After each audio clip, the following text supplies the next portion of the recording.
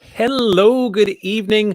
We're live here in the Speakeasy. I'm your barkeeper, Jeff Belanger, where it's always happy hour. And here in the woods, those woods are going away very soon. I'm just trying to upgrade. I've been doing a lot of work on my home, and so everything's been in a state of disarray because quarantine will do that. You're like, I need projects.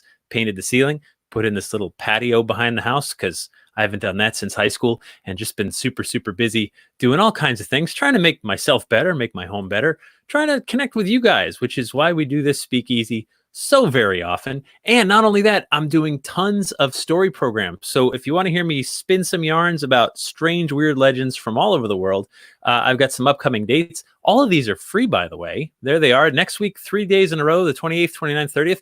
I know they all say virtual New England Legends, but check this out. If you went to all three of those shows, and you have to register to get the Zoom link, by the way, you would see 30 different stories. You would not see the same show twice. You wouldn't even see the same story twice if you went to all three of those. I'm always adding to that program, swapping things in and out.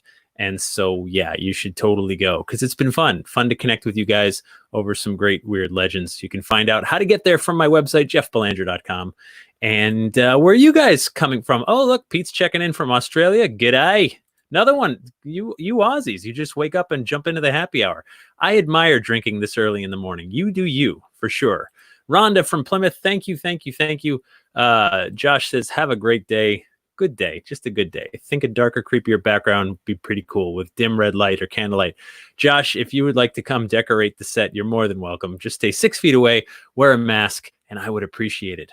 So please start your watch parties. Please share and like and tell others so they can come join us for drinks tonight. Tonight, we're drinking wine. And I think tonight's focus is going to kind of be on how do you be your true authentic self in this very weird world? How do you celebrate how weird you are, how weird we are, and how do we find our own voice in all this weirdness? I don't want to go on too long. Let's just get our guest in here and let's start the drinks flowing. Please welcome author extraordinaire, lover of the weird, and former goth chick, Varla Ventura. Thank you. Bravo. So, Varla, recovering goth. We like to call ourselves recovering goths. Okay, so you know what? I usually wait to show pictures and stuff, but let's just do this. Yeah, let's just get it over with. Let's do that. So, okay, you know what's funny? Okay, wait. We all went to high school with this girl, all of us, right? Like, I went to high school with her. I went to high school with her in the cemetery by the tree. I went to high school with her. Not literally her. Yeah. Not literally her, but her. And so, Varla, I just want to start by asking, favorite Smiths song? Oh, you know what? I thought the Smiths were a little too commercial for me. Oh, I was that girl. So yeah, we're kind of like more down into the Susie and the Banshees, Bauhaus, Ministry. Yeah. Okay. All right. Okay. So, did you have a poster of The Cure on your wall, or too commercial too? Yeah. Well, I did like The Cure, but a little too commercial. You know, at the time, I've changed. I've totally sold out since then. Just to reassure you. I like The Cure more now than I did in high school. It's like I heard them. I mean, I knew them back then, but I was like, oh, that's what all the goth kids listen to. And I wasn't a goth kid. I wasn't an anything kid. I was just like, I missed every mark. I wasn't a Motorhead. I wasn't a jock. I wasn't like a band nerd. I wasn't goth. I was like a misfit among misfits, right? Yeah. But you picked a team. I can relate to that a little bit, actually, because in spite of those pictures, I never really identified as a goth completely. Okay. It was a little I'm just too much of a rule breaker. And so we'd go to these goth clubs and I'd start doing crazy dances that were totally inappropriate for the serious tone. So, and drive my friends crazy. It was really fun. We'd drive down to San Francisco. But I do actually relate to that because I was definitely a Pixies fan, of course. Of course. So I don't know. I guess I could identify with the aesthetic of goth, but the funny thing is the town that I grew up in, I was like one of the least goths of the goths. Like the fact that my hair was red in that picture So is the town, though, just because let's help people. You're right outside of San Francisco, correct? yeah. So I actually grew up most of my formative years, or the years that influenced me from like 7 to 17. I lived in Nevada City, California, which is a Yeah. place full of artists and freaks, and so being sort of unusual was somewhat normal in the crowd that I hung out with. So yeah. Yeah. Okay. Okay. We've jumped ahead of ourselves. This is Oh a my gosh. speakeasy. We Okay, should be slow drinking. down. Well, Okay, it's okay. your fault. You put those pictures up right I did. away. We just jumped right to like and the band, right? What are you drinking tonight? What do we have? Oh, I'm so sorry. I am drinking a lovely rosé. What? Let me get that Yes. right. Yes. Right. It's Rosé. I don't it's Rabble, which has someone sent this bottle to me and the label is like insanely cool and has a mermaid It's on got a it and mermaid. it's really good and not sweet and man, it goes down easy, especially on a summer eve. You've done a book about mermaids, right? Like Yes. you had, yeah. So Yeah. I too, because because you're Ooh. classy. I've got my wine Ooh, glass. I know. Yes. I know, like I've pinkies up. watched enough of these to watch people actually toast. Oh, canned wine is the best. Yes, this canned wine is called Sunny Ridge Pilsner by Jack and Tabby. That But works. because Fair I'm enough. classy, I'm gonna go ahead and Do a pour glass. that in this here Nice. wine glass that I hope holds 16 ounces. But if it doesn't, that's okay. Chug it. Chug it. We have a ways to go here, Miss Varla. So okay, let's do that. I Okay, think good. people And want yeah, to see cheers. you chug it. Okay, so cheers. Cheers. Whoop whoop. Clink. Right at the lens. There Yeah. we go. Well done. I Mazel tov. watched. Okay, wait. Got a drink. Mm, mm. Oh, look at Happy hour. these people are drinking Leigenkegel orange. My God, Candy. we've got a classy group in Yummy. here. For sure. Oh yeah, we do. We do. So, so you were talking about growing up a misfit among misfits, not quite goth, but had you look the I think part. we would have been friends, Jeff. Really? Oh, Yeah. I could have used one. Thanks. No, I I had like understand. 4, which was pretty good. What's that? I had You had 4. 4? Yeah. I mean, you really just need one and a Sure. girlfriend or a boyfriend, you know? Right. We were like, but with all of us, we could have like fielded a basketball team. That's not bad Yeah. If we played sports. if we did, which I did a little bit. So anyway, Yeah, because you were a little bit of everything, right? I was a little bit of everything. Yeah, I think, I played music. So like I was in like this totally like band, like Rad this band. totally, we were so good. Oh, Varla, man, you would have been like, bro, you know what I learned? Give me a t-shirt. Like, so this is what I learned. I still play guitar. And someone finally told me this, but I was in my 40s before I had to learn it. They're like, look, any girl that's impressed with your guitar playing, it's just because she's either sleeping with you or wants to sleep with you. Everyone else is rolling their eyes. And I was like, oh, that's true. Like, she's like, I'll listen to your guitar playing only if I'm sleeping with you because then I have to. And I went, oh, that the truth, it hurts, but it also rings true. You know what I mean? Yeah, I'm not sure if I think that's actually true. Okay. Yeah. Correct me. Go. Okay, so I had among the creative crowd that I grew up with, we had a number of guitar players that I absolutely was not sleeping with, nor had any interest in sleeping with, but actually found them quite talented. Right.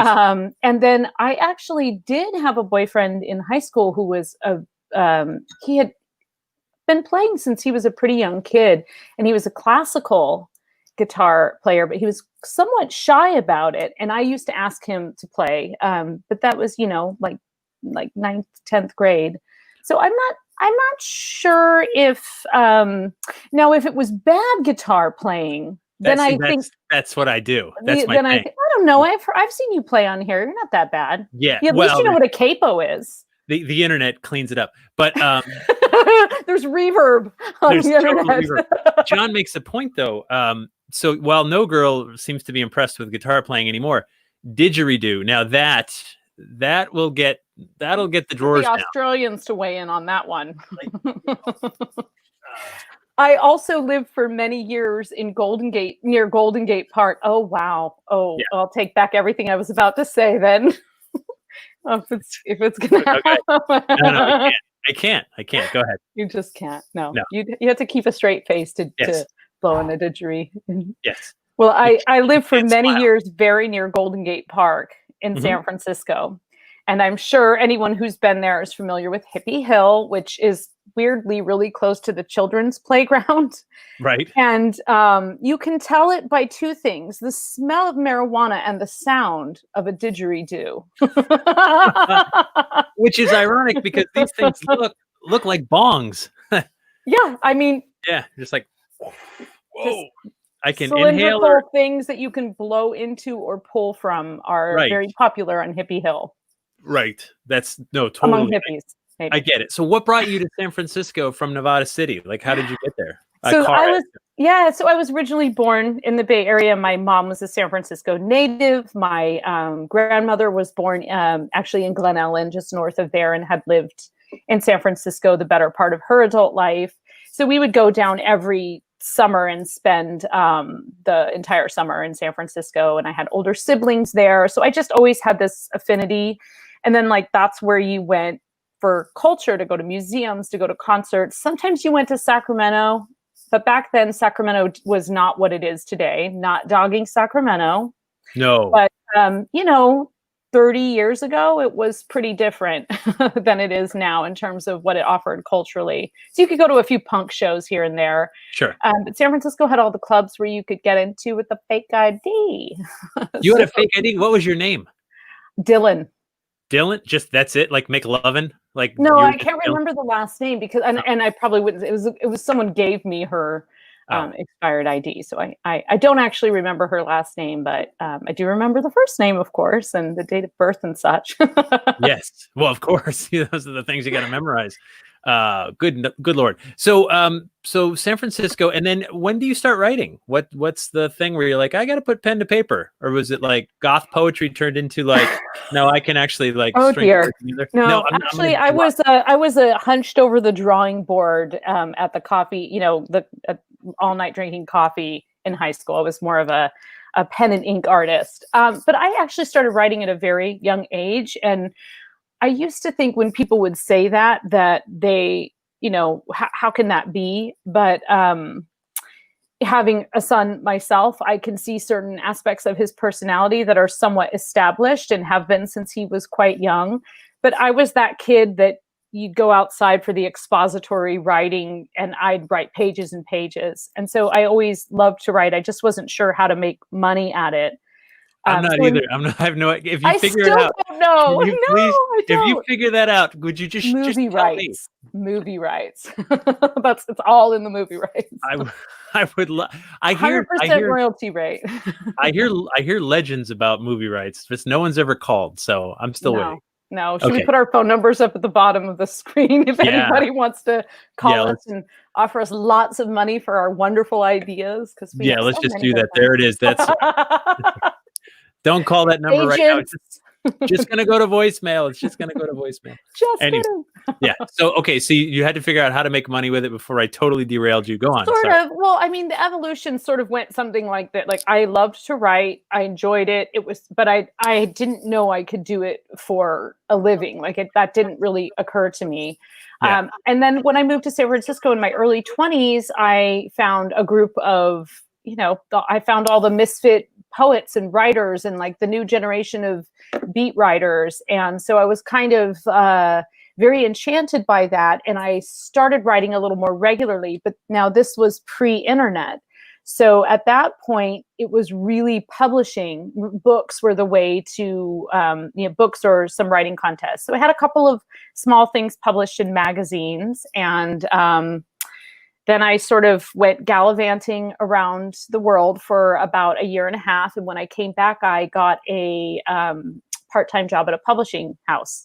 And that helped me figure out what I wanted to write, how to get stuff published. And it kind of went from there. But as you know, writing is an evolutionary process. And I have written about many topics that I love and I like to read about. And I And I like writing. I call it nonfiction because it's not fiction, but I think people laugh when you say that mermaids are nonfiction, but it's not shelved in the fiction. No, so I mean, you know what I mean, though. It's that where are we shelved? We're shelved in spirituality, I think. That shelf has shrunk a lot since I started. Shelved, yes, categorized. No, I like shelved. Yeah, I know. Aww. Going to Barnes and Noble, and there we are.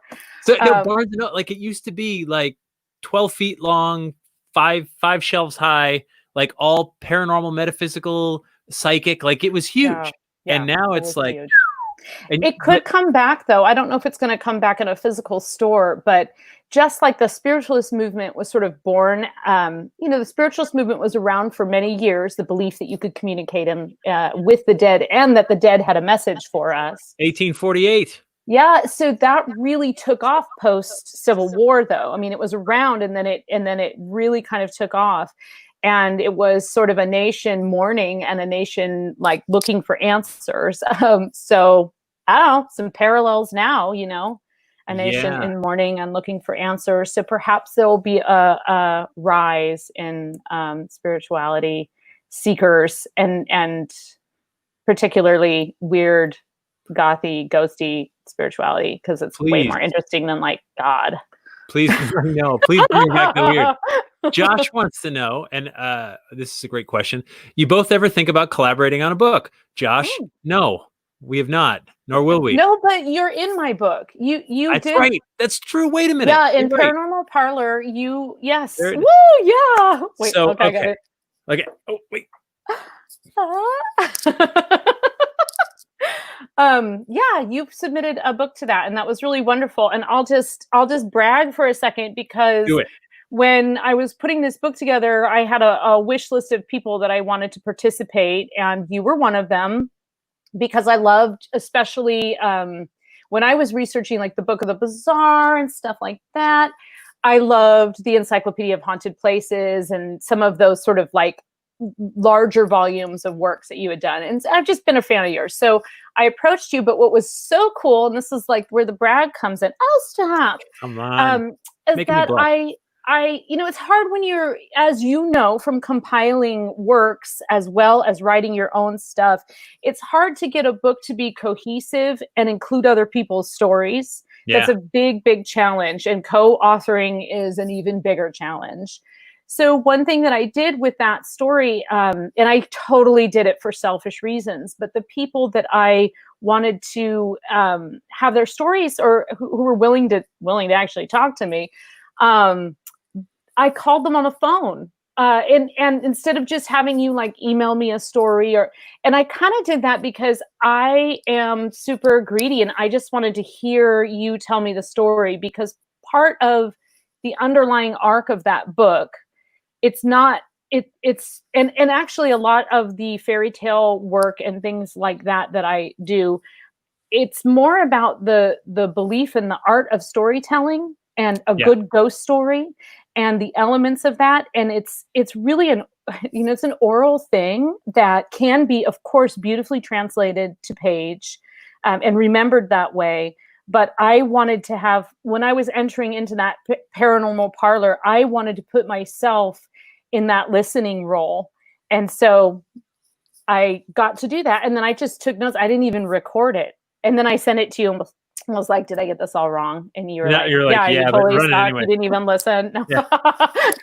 No, not at all. But and that story stayed with me. Of course, I read it and put it in the book, but it stayed with me because you told it to me. And I felt, like I had a personal audience for you to give me that story. And I did that with 2 or 3 other authors as well. And I remember the stories so well, and they kind of found themselves places in the books. And so the chapter that you're in, your story is about your, actually, as you described it, just to paraphrase you, but it was sort of the story that kind of was your tipping point. You were already interested in the paranormal, but this was your tipping point because this was your first experience that you couldn't deny. You saw someone in the catacombs of Paris. That's and I've been in those catacombs. So as you're describing, yeah. Did you have Um, anything happen, or do you feel anything or sense any weirdness? I took a selfie with a non-digital camera in front of the heart of skulls. Hmm. But no, I didn't. I was the Yeah. only person down there. I didn't have anything, but I could see how you absolutely Yeah, could sure. and would. So Yeah. yeah, but Good. I had another story about it was an old ghost story about a place in Paris, and I really wanted to include it in the book, and I wasn't sure where to put it. And then you told me that story, and I was like, oh, these stories are going to go side by side in the book. So it had some other, for me, very magical elements. So It's a funny thing how I think it's so important over the years. Whenever I got a story from someone, it was always verbally, either over the phone or in person, mhm. because you can ask someone to write their story, but not everyone's a great writer. And even if they're a great writer, Yeah, if you're asking them to tell something that they know so well, like, oh, it's like, it just they skip over a lot. Because if I was yeah, saying like, hey, I know you've told this story 100 times, so tell it again, and they go, okay, I was in the catacombs, I saw a ghost, and they go, no, no, no, no, slow down, right? Like you can ask again, you can say, take me to the first step, and try really get back there. I need you to stop what you're doing and be there and take me with you. And that's the challenge of a good interview, right? Is that, can you put me in that place with you? Like take me on a tour. Don't just tell it, show me. And yeah.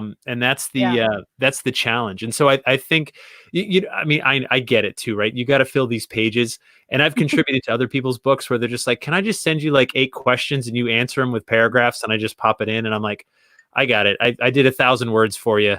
You're welcome. Like, Hmm. but at the same time, I still think it's, if you're really trying to, the difference between like filling a word count and making art is like really capturing that story. So um yeah I, Agreed.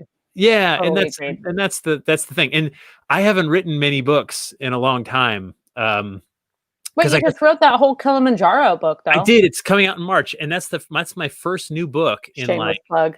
6 years.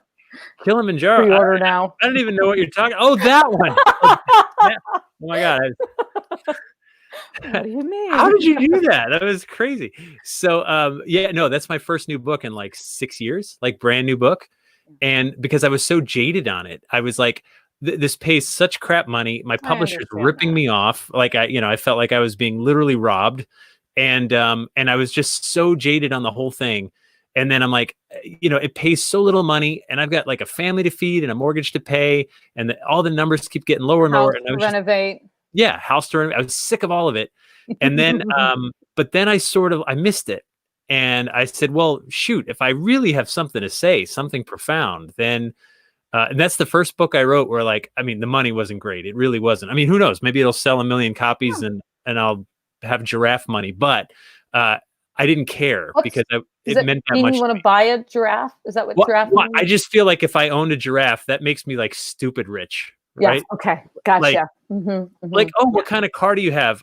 Who cares? I have a I have a giraffe. giraffe. Yeah, Have and you you're met like, my giraffe, Harold? yeah, at that point you're like, oh damn, right? Like, Dude's got a giraffe with a gold necklace. He's rich. he's got that's what I'm saying. So Okay. if I get to that point, but at the same time, like that book was like, I wrote it in 9 drafts.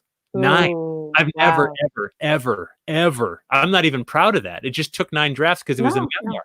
I Yeah, totally different, totally different beast Yeah. writing a memoir. And that's another thing, just like talking about writing and like the evolution of writing. And I kind of so I had like this sort of momentum going, and then I got rejected.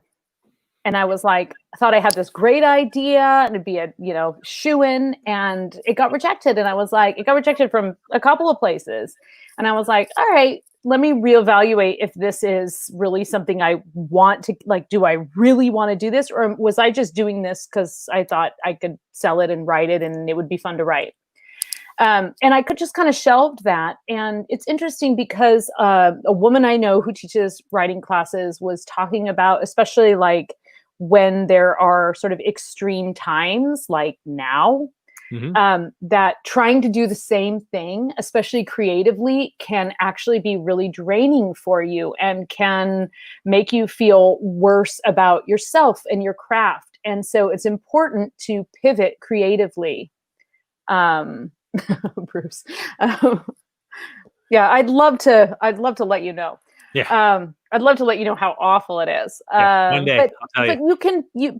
I totally relate to that. And actually for me, I have started writing short horror stories that are totally fiction. Ooh. And that's a departure for me, not so much like it's obvious. I think it's obvious that I'm a horror fan. I think to anyone who's read any of my works or like seen a picture of me from high school. Oh, you! Oh, boom! Yeah. I'm on it. Yeah. I'm paying close attention. It's like so focused. Yeah. Laser focused. I'm I dialed in. swear we did not plan that. That just No. happened. That really happened. Yeah. But so just having that pivot really changed me creatively, and for it just kind of reminded me of why I wanted to write to begin with. And basically because I can't not do it. So Yeah. No, I just get it. doing something different. So back to guitar for a second. So I started playing Meanwhile, back to me and the guitar. Enough about you. I could just see, and then there. Now we're right where we want to be. I'm just kidding. So my bestest friend, John Judd, who does all the music for my podcast, for my TV series, he and I started playing guitar within like a couple months of each other. And I still play. I love to play. It's just like a fun thing for me. John could not put the guitar down. He couldn't not play. And within like months, he was playing along like lead guitar with like, the rock gods of our time. And he's a professional musician today. He composes music. He just shreds on guitar, and I can just strum some chords. And he couldn't not do it. You know what I mean? He just played and played and played. And I could walk away from it for weeks at a time if I had to. And I get it. So like with writing, like you can't not do it. And so I was always, by the way, play the guitar. Do you get it out? No, it's not in this room, and I am not doing that to myself. But I totally, for me, it was like, just teach me, an A, a C, and a G, and that's pretty much every folk and country song I'd ever want to play. And I don't do it with any aspirations of doing anything with it other than it's incredibly relaxing for me. Sure. I grew up, my mom singing all of those old Joan Baez folk songs which are all these wonderful murder ballads and tales of the Selkie and all kinds of like mythology wrapped in there. Oh, thank you, Marianne. So sweet. I hope you did that after you bought all my books, Marianne. I'm just kidding. She probably already has your books. Of course. She's watching this. Yes. But by his too. Yeah. Support our creative friends. That's what I'm saying. Yeah. But I find it very relaxing, and sometimes I use it if I have like a longer interview. I'll just use it as a means to sort of warm my vocal cords up, and I just do it to sort of relive and relax in those moments. And sometimes I play with my family, like when I go back and visit my sisters. Mm-hmm. But yeah, I'm not good enough, and I'm too lazy to get better.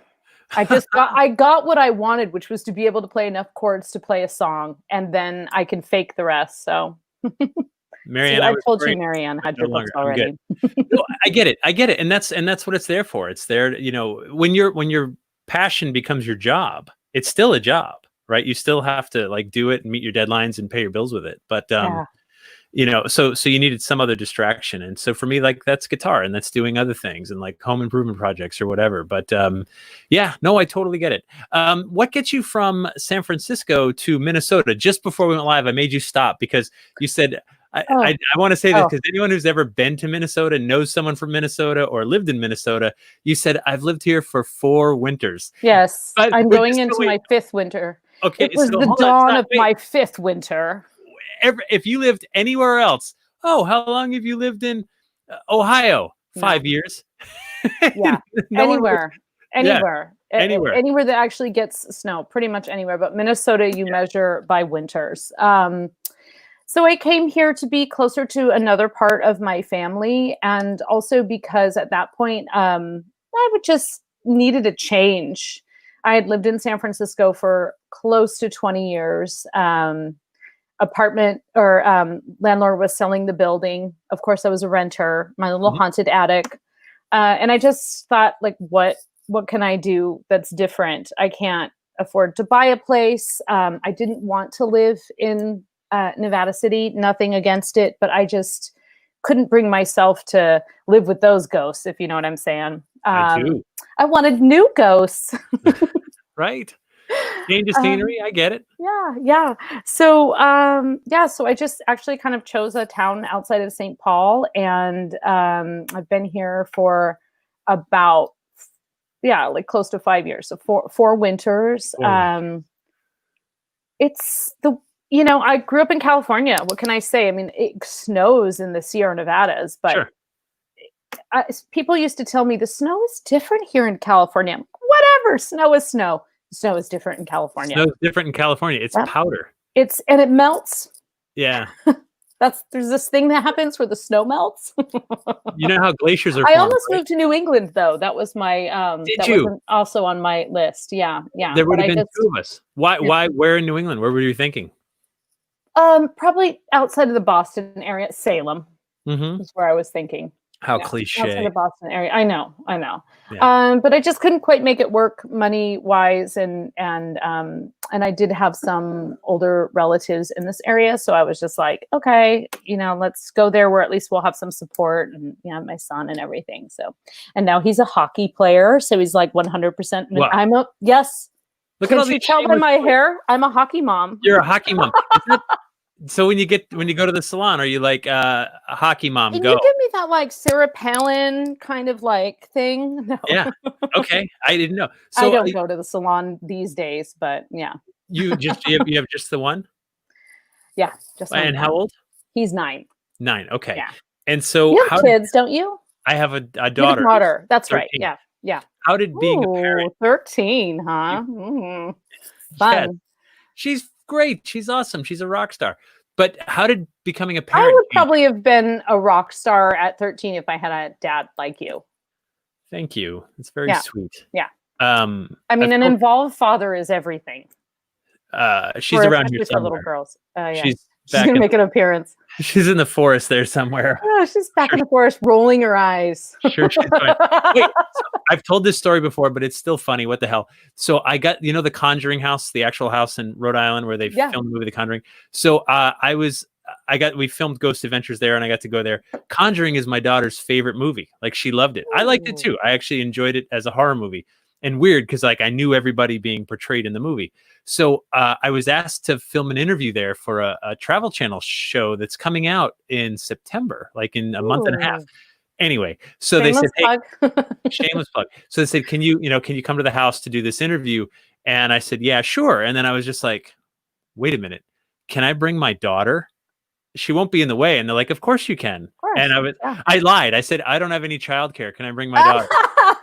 and they were like, yes, of course you can bring your daughter. I was like, Sophie, you want to go with me to this super boring interview? She's like, oh, I don't know, Dad. I'm like, it's at the Conjuring house. She's like, nice. Yes. It's so she's like, she's in the house. Ever. She's taking selfies everywhere. And I'm like, for once, I'm a cool dad. For once. Yeah. So did she tag you in the selfies? Maybe not. She's like, no, she's like, I'm just chilling. She didn't even mention how she got in there or whatever. She's just hanging out there. Conjuring house, 13 years old. That's how I roll. So that's how I roll. I got my own bus ticket here. Yeah, it's all good. I just talked my way in, whatever, But that was the only time. A fake ID. Yeah, it says she's 12, so she can get into movies cheaper. Oh God, I remember my parents tried to make me do that once. So math has never been my strong suit, and we went to. I've only been to Disneyland once. I've never been to Disney World. I went to Disneyland once. Yep. And I think I can't remember what exact age I was, but it was the age where there was a cutoff. So I think if you were 10, it was like $100 cheaper ticket. And if you were 11, it was more. And I think I was 11 or 12. And so I said that they asked how old I was, and I said 10. And they said, what's your birthday? And I did the math wrong and made myself even older than I actually was. And they're like, back of the line. My parents were really mad at me too. Damn it. That's what I remember about Disneyland. No, just kidding. I remember Pirates of the Caribbean and Haunted Mansion. So. Before it was a movie. Before it was a movie, before they made it to look like the movie. I know that. And the Haunted Mansion there was no line there. So we went to the Haunted Mansion, and my mom really loves spooky things. So we were kind of like Haunted Mansion, Pirates of the Caribbean, and then there was like a parade of lights or something. And my little brother, he wanted to see this parade, but he totally fell asleep. So my dad was like, "Oh, I'll take him." We were staying in an RV. So he's like, "I'll take him back to the RV, and you and the girls can just stay here." It was my sister, my mom, and I. And my mom immediately was like, "Girls, let's go to Pirates of the Caribbean." We thought maybe the line would be shorter during the parade. So we ran over there, and the line was still really long, but we went through the Haunted Mansion 3 times because no one, I love that. That was my favorite. Yeah. There was my family went to Disney World, and I knew the ride manager of the Haunted Mansion. And so cool. this was years ago. In fact, it was like maybe 7 years ago, and they still had the fast pass tickets thing. Yeah. So anyway, we get there, and she meets my family, and she gives us a stack like that fast passes. I mean, that's like saying like, here's the keys. Here's $1,000. Yeah. Lock up on your way out, right? Here's your giraffe. So I was like, oh my God. And so my daughter's like, I want to go on Splash Mountain. The line is from Disney World to Disneyland in California, right? Mm-hmm. So yeah, right. we go through Fast Pass, and we're like up on the ride. And, we breeze by, and everybody's like, all right, everyone in the park gets a fast pass, whatever. So we go on the ride, and we get to the end, and she's like, that was awesome. I want to do it again. And I'm like, okay, we have a stack of these things. So we go right through the line again, and we pass people that we recognize. They've just up a little. And we get on the thing, and we go all the way through the ride again. And she's like, I want to go again. And I'm like, okay, well, now we're getting dirty looks from the line, right? And at this point, I'm just pointing to my daughter, and I'm just like, Make-A-Wish kid. And they're like, oh, because they were getting mad. I'm like, they're going to beat us. Wow. So anyway, that was my greatest day at Disney. And then as we were leaving, we had more fast Your pass. greatest day at Disney was identifying your child as a Make-A-Wish child. Don't judge. So as we're leaving. I'm not judging. I'm just. No. Well, I felt like I got away with murder. And as we're leaving for the day, I still had like a pile of these things left. And we're walking out, and I'm feeling like, yeah. So I see the family, and the family making it rain. The dad looks like this, and the mom is like, and they have all these kids, and the kids are like, Nyeh. And I walked up to him, and I said, here, and I just handed over like this wad of fast. I said, this is the keys to the kingdom. You deserve these. And he was just like, the sun shone down on him, and then we were gone. And I know he was like, was that guy even real? Was that my knight in shining armor? Like, he turned around, and I was gone, and he had the fast passes. And I was like, how great was that? I had an amazing day. A Disney angel. That's what happened. That's pretty cool. So it's almost as cool as paying the bridge toll for the person behind you. I've never done that, but I have done the coffee thing. Like you go to get something at Starbucks, and you're like, I'll get the next 3 people. Yeah, and I'm an author. Yeah, I'm kind of a big spend deal. Some of my giraffe money. I made 58 cents on royalties on my last 58 cents. I made $76 last year. Did you in royalties? Rolling in it. Yeah, you did. Wow. Yeah, God, you're rich. Good. That would buy 76 lottery tickets. I know. That's really what I should do with it. You're right. Yeah. So invest it is what you're saying. Invest it. My retirement plan is directly just tied to the Massachusetts State Lottery. So. It's called the punk rock retirement plan. Just gonna bet it all. Yeah, and you know what? You're gonna start and the band. Luck is on your side. Ah, yes. You're gonna start the band, and there's the album cover right there. Just like that photo is available for purchase. Oh, good. Autographed? Well, sure. Yeah. We can make it all black and white. Be a great album cover. Artsy meets fartsy. Yeah, totally. So, okay, the question, listen, stop. Let me ask this question. Deep. I have something to ask. Shut up. Okay. So, when you had a kid, when you found out pour some more. When you found out kids on the way, how does that change you as a writer? Because it changed me, but I want to hear your story. And if you'd prefer I go first, I'll explain, but you go ahead. It changed me in a couple ways. I mean, having a child is a different kind of fear. For me, it was a different kind of fear than I had ever experienced. I'm not afraid of anything except dropping this tiny precious human, Yep. taking Yep. this thing home from the hospital and not breaking it. I think it changed. Well, for one thing, it changed me very directly because the hauntings in the apartment that I lived in increased when I brought my son home. Hmm. And so I started referring to it as the Haunted Nursery, actually, and had a few incidents that were, I felt like, tied to his presence there. But the other thing, I don't know, it kind of, I guess there's two parts to it. One was like, oh, I really need to like make money so that I don't have to worry.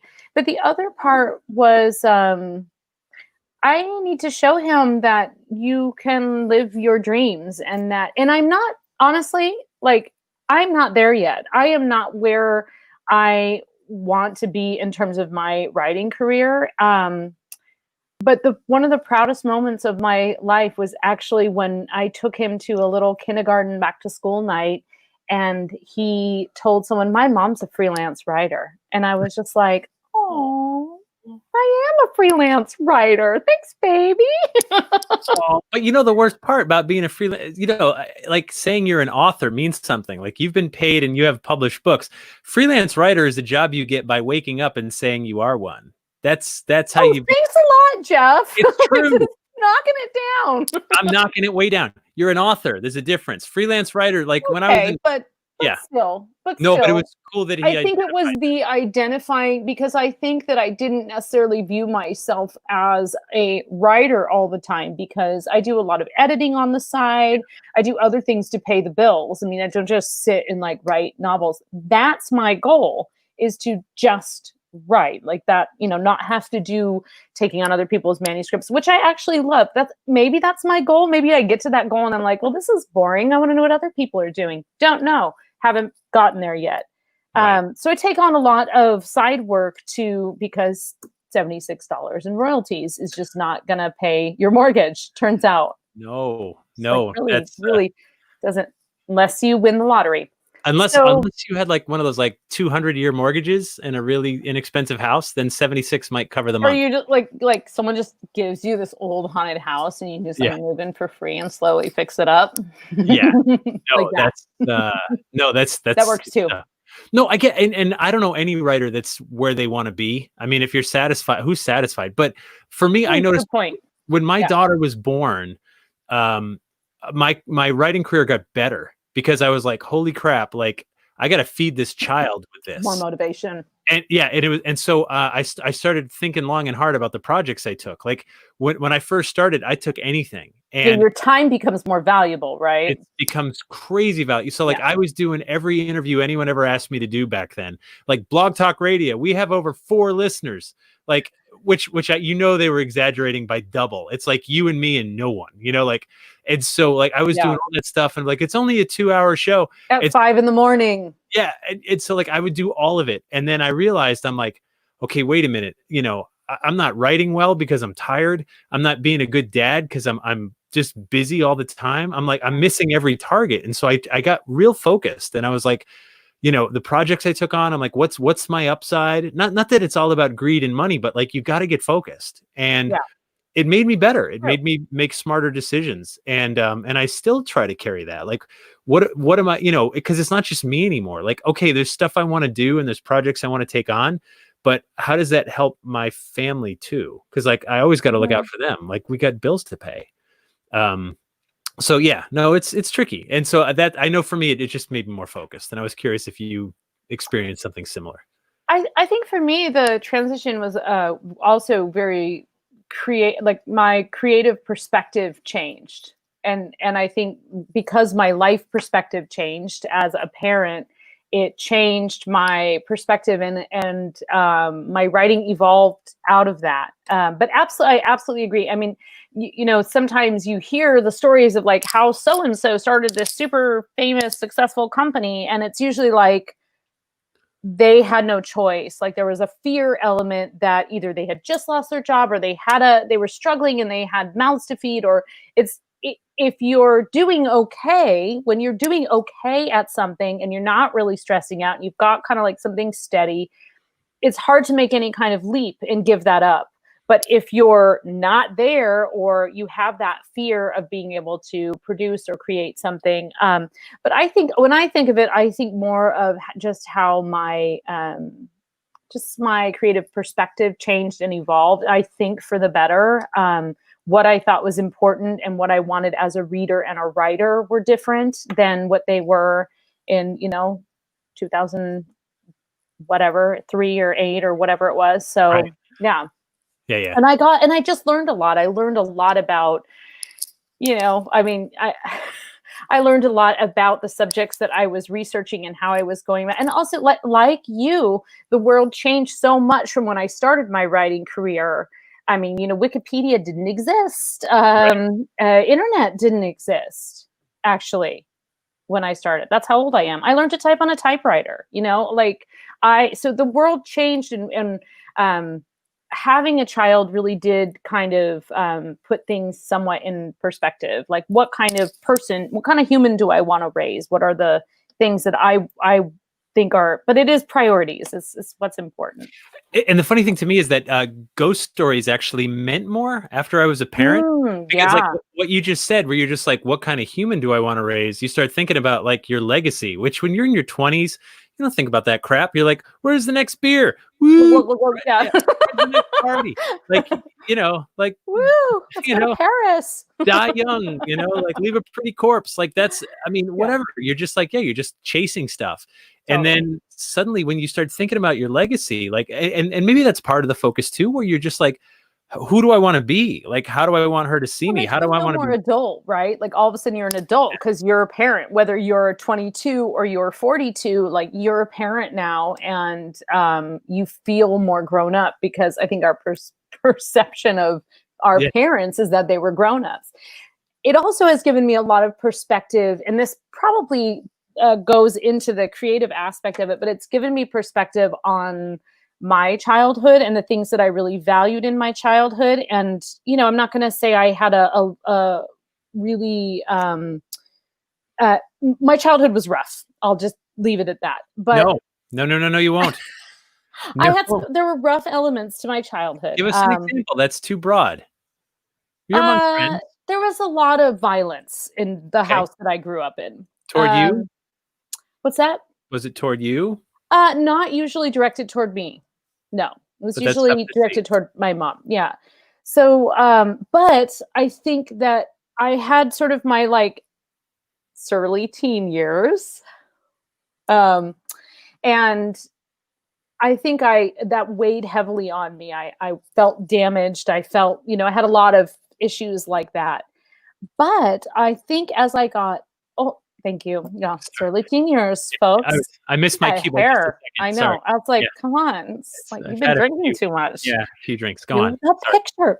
But I had my rough years, whatever. I had my years of drinking, doing drugs, traveling around, sleeping with various people, like just not really paying any attention to the consequences or my own health or well-being. When you have a child, and I had evolved a bit before I actually had him a bit. But when I had him, I think that I started really appreciating the aspects of my childhood that some of the pain had sort of washed in the way, sort of washed over. And those were the things like the songs and the storytelling and the beautiful magic that was infused. I mean, I grew up in a household with tarot books on the shelf, and I learned in my baby book, the very first page is my astrological chart.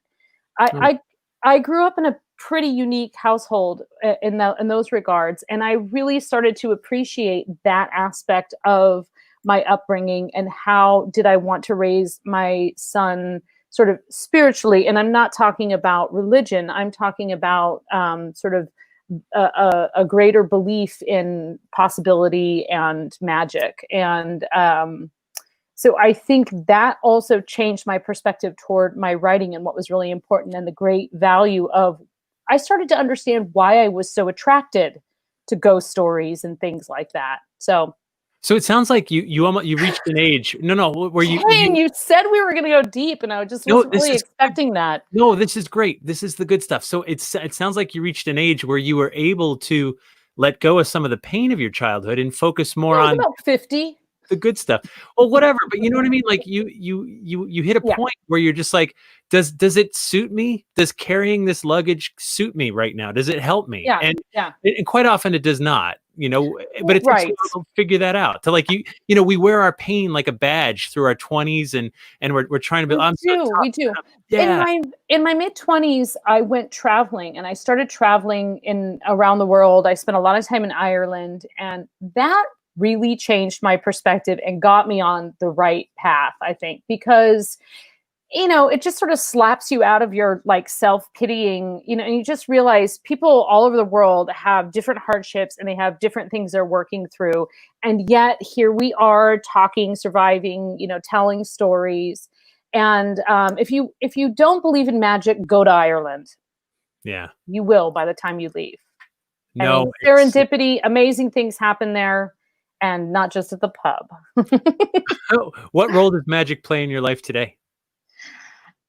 So I'm not a big ritual magic person. I am very solitary in my sort of witchy ways. I do identify as a witch, but not a Wiccan. I don't join groups. I don't really like public displays of witchcraft. It bothers me in the same way a church ceremony bothers me. I feel very uncomfortable and I don't like it. Okay. And so I don't do it. I have gone to some things, and I fully support people who like and need that. But I'm very, very solitary and personal. I will occasionally do spells and rituals with friends, like on Halloween night or something like that. But I think it plays just sort of a overall infused element to my life. And there were times when I was exhausted of it and tired of. I'll be perfectly frank with you. I edited a lot of books from rather prominent paranormal authors that I thought were full of crap. I know, because you tried to get me on your roster at one point. So it really jaded me towards some of the writings and icon. Hold on. Why did you think they were full of crap? And we're not going to name names. It's okay. But like, what came across as disingenuous? That's like every single one was different. I think I got exhausted with the politics of it, with the general hierarchy of so-and-so knows so-and-so, the politics of witchcraft. And there were a few people who stood out to me as being 100% authentic, and I believed in them and bought what they were saying. But the thing is a lot of people go about reading or editing those things with no knowledge, but I was born from the naked, bloody legs of a witch. So I knew what was real and what wasn't real. And I could tell, but yet I was sort of tasked with, it was my job to make these authors look good. And I think it just gave me a lot of perspective on what was really authentic and what was important. And I felt it. I felt myself pulling away from that because it felt very cultish to me.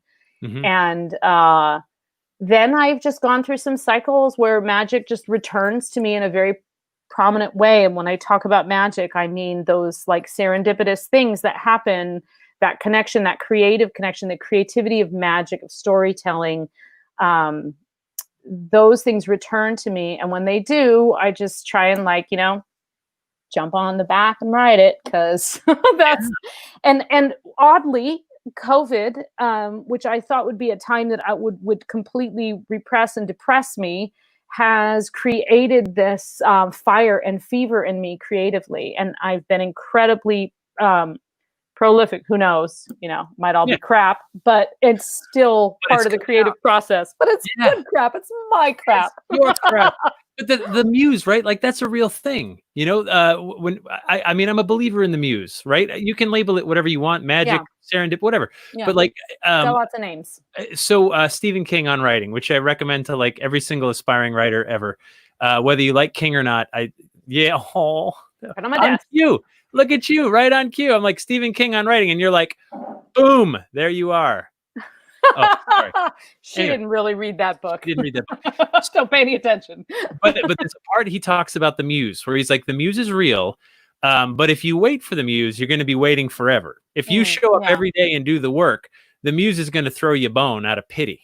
Right. And it's just true when you an analogy. I'm a runner. So like I run 3 days a week, usually 3 to 5 miles a day. And when you first start running, it's horrible. It is. It's terrible. And that first mile is hell. And it takes like 20 minutes to get through it. And, but then like, if you keep doing it, all of a sudden you're doing a 5K and you're like, what? No bigs. Yeah. Like I can do a 5K hungover. I have done a 5K hungover. Right? Like, oh am I? it's 3.1 miles, whatever, right? Like it wasn't my best day or it all out. It's fine. Yeah. By the end, you're like, oh my God, I need a beer. That's why I like to do the fall runs. I always like to do the pumpkin runs and things like that, where there's harvesty goodness at the end.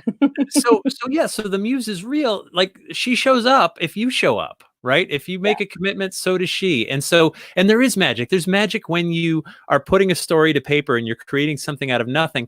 I absolutely adore the magic that happens in front of especially a live audience, or even this, right? Even like we've got people watching tonight. Like there's a thing that happens when the right combination of people get in a room and the right story hits at the right time and the right beats. And, especially when you're the person on the stage and you're weaving this yarn that in your soul is just so good and it has meaning and people can relate to it. And you see that they're right there with you and they're leaning forward and you're like, oh, this is great.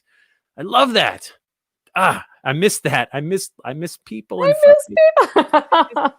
I miss you humans so much. God. I know.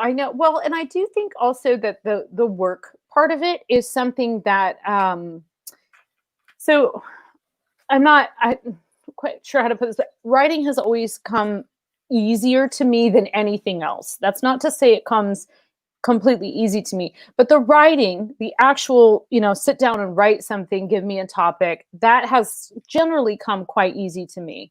But there's a lot of other elements to writing. The whole write drunk, edit sober, right? And it's not just actually, it's not, doesn't just mean, because I've been thinking about that a lot lately, and it's not just the writing. It's not like get wasted and write. It's the idea, the drunkenness of being in that frame of mind, of not just no inhibitions. And not just being kind of just loose with your thoughts. But editing sober, you're very tight with your thoughts. And so I like that. I like that balance. But for whatever reason, I've been drunk for months now. Oh, good. In that sense. No, I get it. Me too. So Raylene's, teachers, right? They missed an audience. Teach drunk, grade sober. Maybe? No, probably not. Zoom drunk, grade sober. Like, there's no grading. Come on, just give them all an A. Give them an A. Hey, it's true that. Well, and there's of course we joke, but there's a huge social emotional component that even very resilient kids suffer from. When they're only with their parents. So, I don't know. We've been making the best of it. My son is very gifted and we're very close. And, we've been trying we're growing pumpkins. We're doing all kinds of fun things outside while we can. My dog's name is Magic. Oh, okay. Magic, come. Oh, vlog. Magic. There's a word I haven't Magic. I haven't heard for 15 years. Yeah. Magic. You know what else happens that I've learned? Magic, come on. Hi, Magic. Oh Magic. Come on. Who's a good dog? Who's a good dog? Oh, Magic. You're so good. Eat a cookie. Who's a cookie? Okay, sorry, JD. We just ruined your night. You know what else? Or maybe we made your night. I don't know. Easy. Something else that's really cool that's fun. Watch this. Alexa, play death metal. Alexa, play death metal. I've been known to set that off because we were I was interviewing someone once and he made a joke about Alexa. Were they named Alexa? And well, no, I realized anyone who has an Alexa in the room where this is playing. Oh yeah, totally. Alexa, play death metal. That's what I'm saying. Alexa, play the New England Legends podcast by Jeff Belanger. Play the Witches of Westerly. I think that was your most recent one, right? Look at you. I God. just listen to it. Well, anything with a witch in it, I'm like, oh, I'll listen. I do listen to that podcast. And one thing I listen to a lot of podcasts because I walk a lot and I walk my dog a lot just around the town. And so, I mean, come on, it's your thing.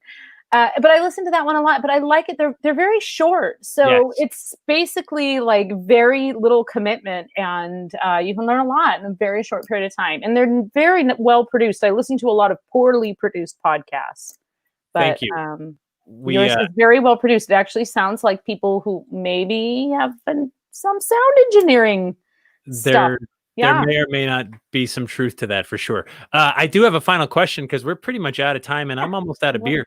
I know. How come you couldn't get Varla? You were wondering how far I would get in this, though. So I've just gotten a glass in. That's so disappointing. Or, take her down. How did you not get varlaventura.com? Like, what went wrong there? That's got to be a story. 30 seconds, go. Okay. I had varlaventura.com for about 15 years, and there was a misunderstanding with the publisher. My publisher, Wiser Books, I thought they were renewing it because that's how they had set it up for me. And they thought that I was in charge of it, even though I was doing all the creative end of it. And so it expired and someone else bought it and tried to sell it back to me for $5,000. So I was like, F that, I'm just going to get varlaventura.net. I mean, you just search Varla Ventura. It doesn't really matter. So so you'll know if you have a first edition of most of my early books if it says .com. But I don't know what happens if you go to varlaventura.com. I have not done that lately. Check on that because they might have just let it go because you didn't buy it. You might be able to snatch it up again. What if it goes to something really bad though? You know what? I'm going to buy it for $20 and send it to something really bad. Okay. So, no one wouldn't do ahead. that. So moral of the story is that high school picture. Yeah, I'm gonna just put up a website with embarrassingpictures.com. I mean, look at that. Even I'm wearing like this necklace that is beaded to look like vampire blood dripping down my neck. I thought you were a vampire. You and George Norrie. Me and George Norrie. It's one of those things where you have to, if you ask 3 times, they have to admit it. Apparently, is that true? I don't know. I remember hearing that as a teen. Like if you are you a vampire? If it's I can't hear you. What? What? I don't know. Well, if I start getting younger, I'll let you know. Okay, fair enough. Wouldn't it suck to become a vampire at like 78 or something? If I'm stuck here with like ain't that a bitch? Yeah. Damn it. My hair's gone gray. Oh, thank you for coming tonight. Yeah, thanks for having me. Funnest podcast ever. Or funnest interview ever. Whatever. What is this? It's not even an interview. You know what? I don't even know. It's like the whole you being goofball. It's a speakeasy, so we just drink and talk, and people get to watch, and I guess they like that because there's people here. So yeah, look, and they haven't left yet. Oh, look, you just got a little. Oh, you were prettier now. I think Hatch is talking to me though, just to be fair. He's definitely talking to you. Definitely. True. That's probably true. Guys, thank you for watching tonight. Thanks for being a part of this. Thanks for telling your friends and having some drinks with us, hanging out. Appreciate it so much. Next week I'll be back. I think I've got a show Monday and Friday because I've got library programs Tuesday, Wednesday, Thursday. And go find Varla's books and stuff and all about her. And we didn't hardly talk about work stuff at all. We just talked about life. So they're probably like really curious, like, who is she? You could be like an Academy Award winning actor and no one would know. So go check it out. Yeah. So go look and see. And try not to be too disappointed. Buy books and stuff and all that. And buy books. Yeah. Buy books. So next year it'll be like $79. $79.20 and royalties are coming your way. I have a question for you. I know we're over time, but this is your thing. So we can go over a little bit. All right. Are you going to keep this going even after COVID? Yeah. Cool. Yeah. So it's, I was doing 3 nights a week and I just don't think I can keep that up. That's too much. But I think I can do a night a week. Probably pretty soon. I'm going to have to switch to that just because I'm getting busy again, which is good. Like this was just good for you. A way to stay connected and be with friends and stuff like that. But yeah, so we're getting there. And in fact, if you guys want to tip the bartender, there's my Venmo and PayPal, because that's the times we're in, Varla. You're working for tips, like $76. you know what's awesome? When you realize you make more in tips than you do in royalties. Oh God, I used to make so much in tips. I've thought about going back to bartending, but then who's going to protect my child from banshees at night? Yeah, that's a fair question. Fair question. Well, thank you. Gay bartending. That's where it's at. That's for the Bartending pros. during school hours. That's where the pros are there. They're Yeah, they're that's ready to right. go. You get your OTs. That's All right. right. So listen, we're over time. We got to stop. We have to I know it's an illegal bar in the first place, but still, I know. the show Breaking all the rules. must go away. I guess. Yes. Thank you. I appreciate you. Wait. Bye. Should we do the fist bump? Wait. Okay. Wait. I don't know if I can do it. The other right. way. Wait, the other way. Closer. There it is. All right. So Folks, uncool. All right. I'm until like next the time. uncool aunt. Bye. Everybody, Thank you. take it easy.